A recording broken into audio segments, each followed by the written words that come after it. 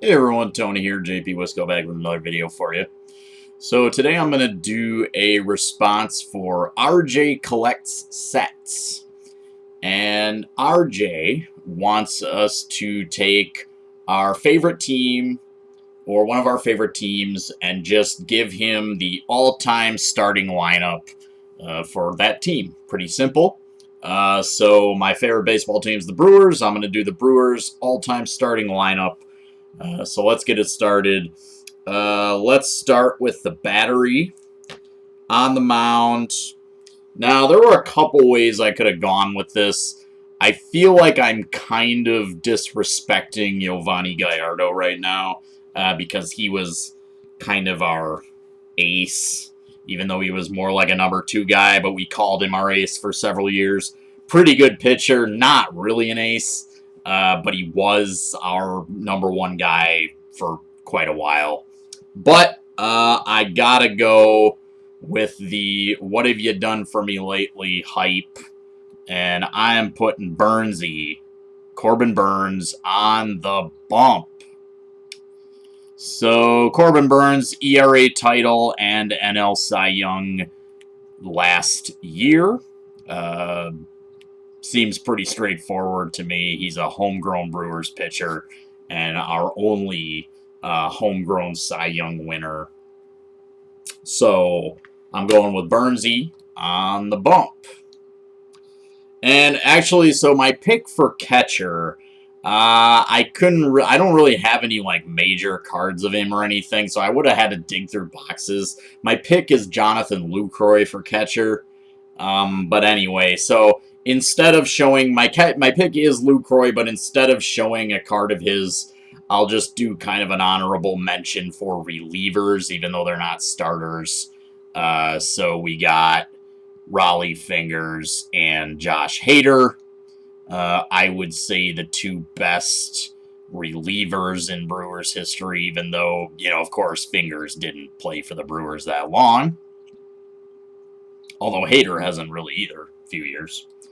Okay, so let's keep it going here. So first base, it had to be Big Prince Fielder at first.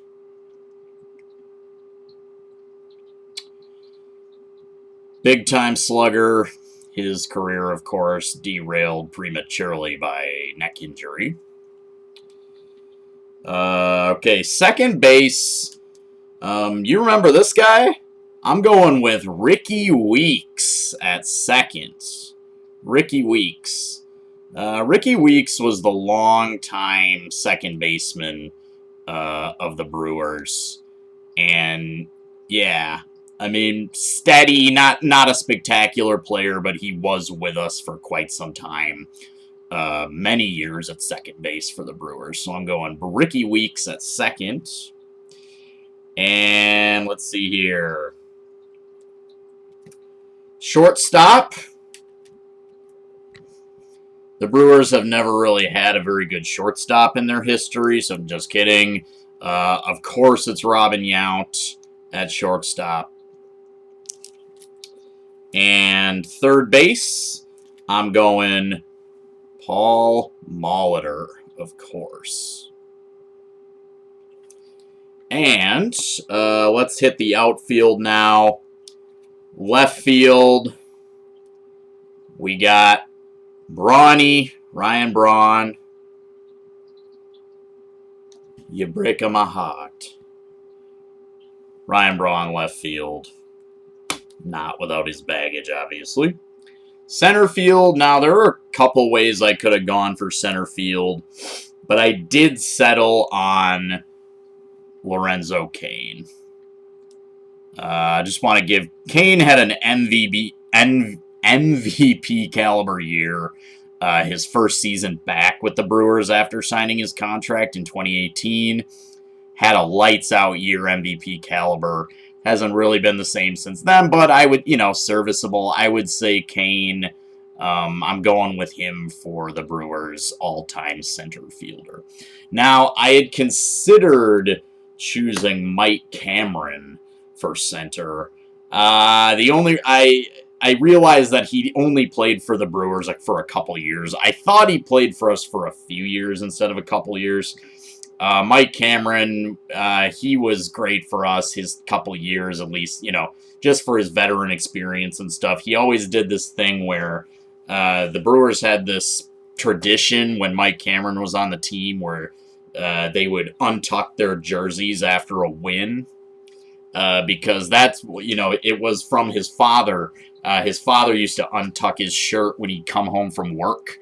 So the Brewers started doing that to honor Mike Cameron's father.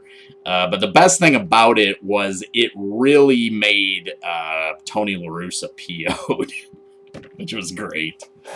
Anyway, and then finally, right field. Another player who is a break in my heart. For different reasons. Christian Yelich. Come on, Yelly. Let's have a bounce-back season this year. If there is indeed a season. Alright, guys. Well, as always, thanks for watching. Peace.